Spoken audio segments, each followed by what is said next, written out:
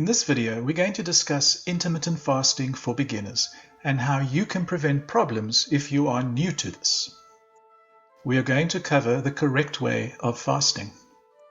The goal of intermittent fasting is to change the pattern of eating so that you shift your body from using glucose for energy to using ketones instead. During this transition, it is possible that you could have some transitional symptoms, and this fast would likely highlight your deficiencies of certain nutrients.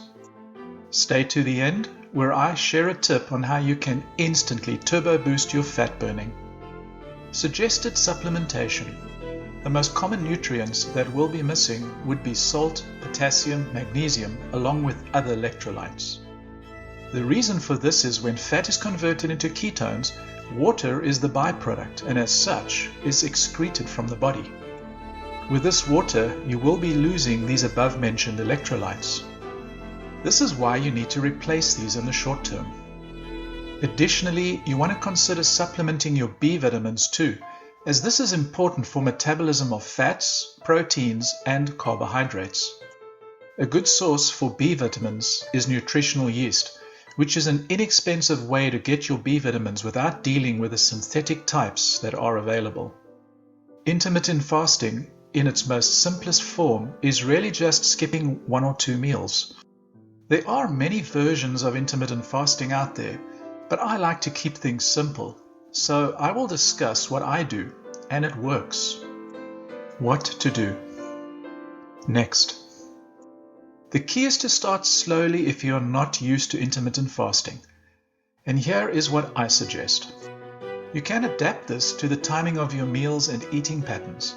But for this example, we're going to assume that you eat your dinner at 6 p.m., your breakfast at 8 a.m., and your lunch at 12 noon. To start slowly, you want to keep your lunch and dinner times as is, and move your breakfast out by 1 hour, so you'll be eating breakfast at 9 a.m., then the next day at 10 a.m., and the following day at 11 a.m. until breakfast and lunchtime are the same time. While I have used a daily approach, you can do this every 2 days or 3 days based on your comfort levels.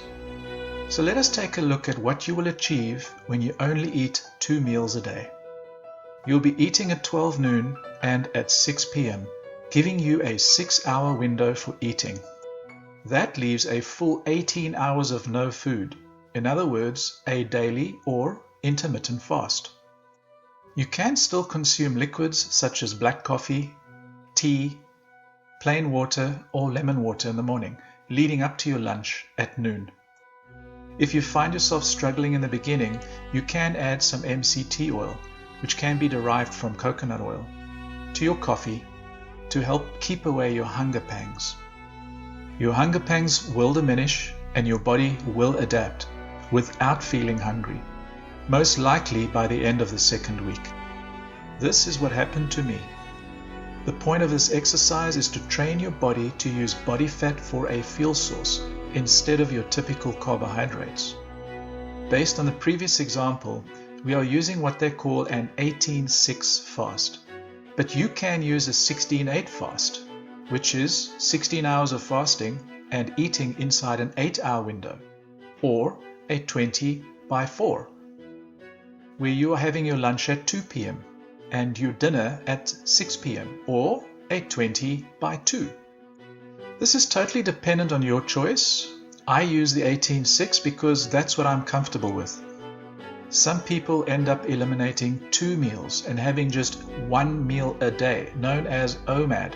Yes, you could call them mad. How to turbo boost your fat loss. Another tip to maximize your weight loss is to exercise during this fasting period, as it will signal your body to burn fat for the energy required for the exercise, because there is quote-unquote no food in your system. Use common sense, however. If you start feeling lightheaded or faint, stop and pace yourself. Over a period of 1 to 2 weeks, this situation will disappear. By the way, there are a number of athletes and celebrities that intermittent fast. Celebrities like Jennifer Lopez, Hugh Jackman, Jennifer Aniston, Halle Berry, Chris Hemsworth, and the list goes on. A final tip that has worked for me is to stay busy during the fasting period until lunch, and this makes the time go by quickly. Let me know in the comments below how your fast is going and what your biggest challenge was to start. Recap. Build up to your targeted fasting window at your own pace. Monitor your symptoms and manage them. Good news, it does get easier and you can eventually do it as the new normal in your life. There are many other benefits of fasting which we will get into in later videos that has been proven by numerous scientific studies.